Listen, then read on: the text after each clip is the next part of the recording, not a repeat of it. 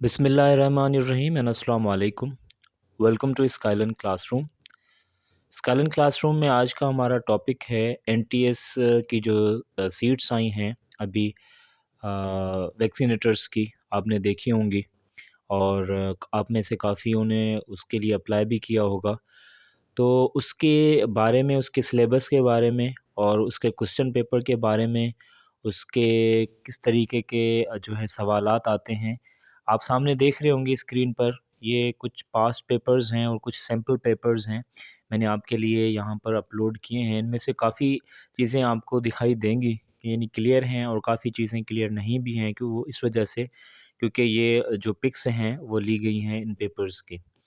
ठीक है जी, तो आज हम पहले तो डिस्कस करेंगे कि वैक्सीनेटर की जो सीट्स हैं एनटीएस, वो उसकी जो टेस्ट लेता है रिक्रूटमेंट टेस्ट, वो कौन-कौन सी चीज़ें इंक्लूड करता है उसमें। तो सबसे पहले इन्होंने जो पास्ट पेपर था, जो सैंपल पेपर भी था और जो पास्ट पेपर जो हुआ है, उसमें इन्होंने पहले-पहले आईक्यू को इंट्रोड्यूस करवाया है। यानी आईक्यू के कुछ उन्होंने सवालात दिए थे, 10 के करीब उन्होंने सवाल सिर्फ़ आईक्यू के दिए थे, और आईक्यू जो था वो ज़्यादा कोई मुश्किल नहीं था और ना ही कोई टिपिकल था। वो एक सिंपल सा जो आईक्यू होता है मैट्रिक लेवल का, क्योंकि ये जो सीट्स हैं वो बीपीएस 6 की हैं, तो मैट्रिक लेवल के लिए हैं, मतलब इसके अंदर जो टेस्ट आएँगे या क्वेश्चन जो आएँगे वो मैट्रिक लेवल के ही होंगे। तो आईक्यू भी इसके अंदर जो रखा गया है, उसके जो सवाल रखे गए हैं वो सिंपल मतलब मैट्रिक लेवल के हैं। अगर आप उनको थोड़ा-सा ज़हन लगाकर, क्योंकि आईक्यू के जो सवाल होते हैं वो होते ही आपके कंसंट्रेशन पर डिपेंड करते हैं कि आपका कंसंट्रेशन कितना है उसके अंदर। तो आप थोड़ा-सा ज़हन लगाकर अगर उनको आप देखेंगे, तो आपको आसानी से अंदाज़ा हो जाएगा कि वो इतने कोई मुश्किल से नहीं हैं। कुछ सीरीज़ आप देखेंगे कि पेपर के अंदर है, कुछ सीरीज़ मुकम्मल करनी होती है, जैसे ए, सी ई के बाद जो है कौन-सा जो है लेटर आएगा, वो मुकम्मल करें। मतलब इस तरीके की जो सीरीज़ हैं, नंबर्स में सीरीज़ हैं इस तरीके के, और कुछ डिस्क्रिप्टिव सवाल भी हैं आईक्यू के, तो इतना कोई मुश्किल उसमें आईक्यू नहीं है।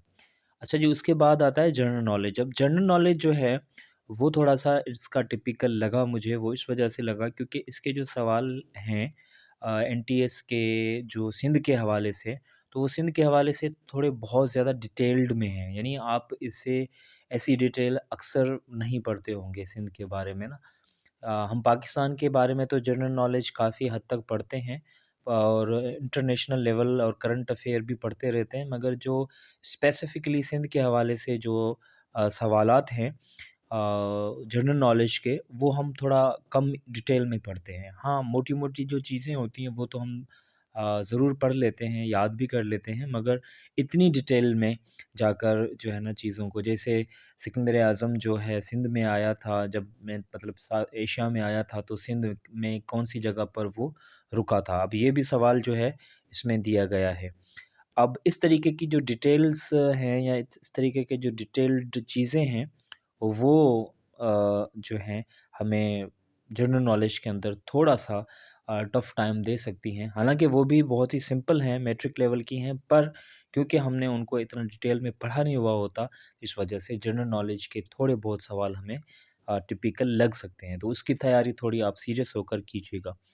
अच्छा, उसके बाद जो आता है साइंस का।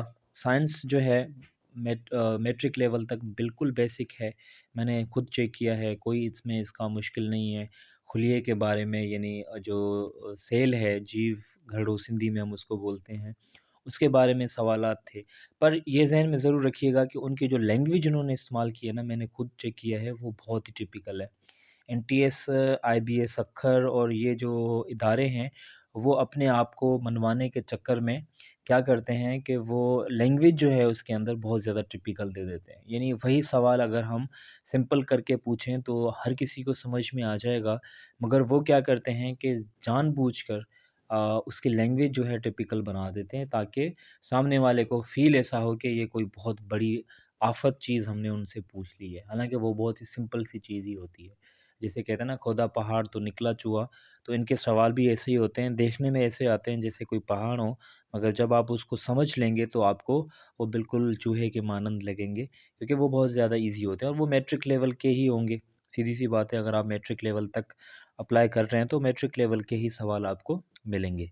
ठीक है जी, तो मैट्रिक लेवल की जो साइंस है, जितनी भी मैट्रिक लेवल तक आपने साइंस पढ़ी है, उसको अच्छे तरीके से आप पढ़ लीजिएगा।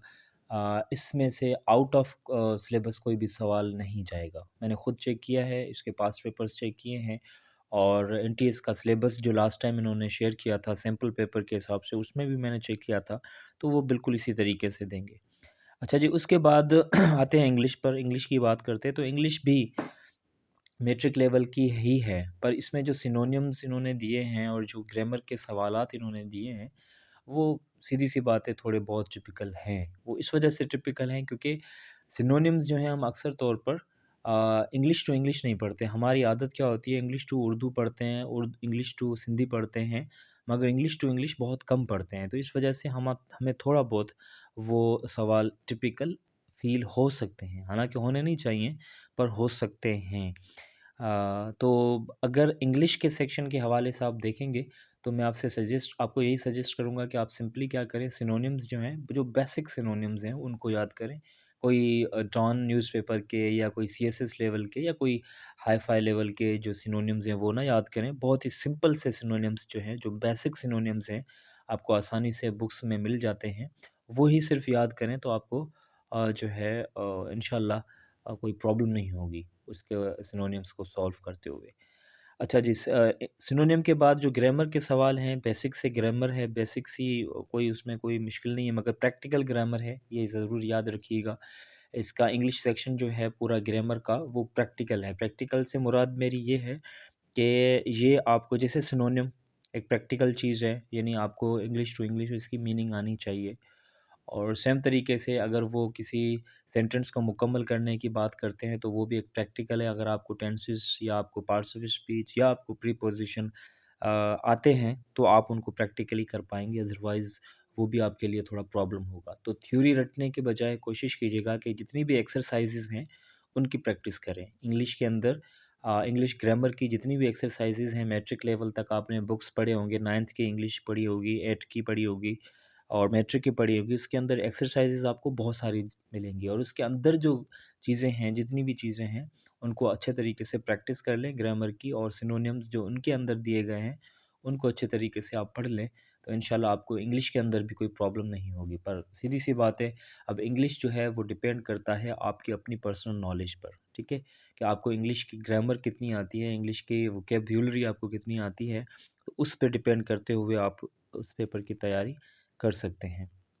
तो ये पेपर जो ओवरऑल है, वो डिवाइड किया गया है कुछ इसी तरीके से, जैसे मैंने आपको बताया आईक्यू है, आईक्यू का कुछ परसेंटेज होगा, 10 सवाल आईक्यू के होते हैं, तो 20 जनरल नॉलेज के होते हैं, इसी तरीके से 30 जो है साइंस के होते हैं और बाकी जो 30 या 40% जो होते हैं, वो इंग्लिश के होते हैं। तो ये ओवरऑल इसका डिवीज़न इन्होंने बनाई है और इसी तरीके से ये आपका आपका पेपर लेंगे, जो भी परसेंटेज बना।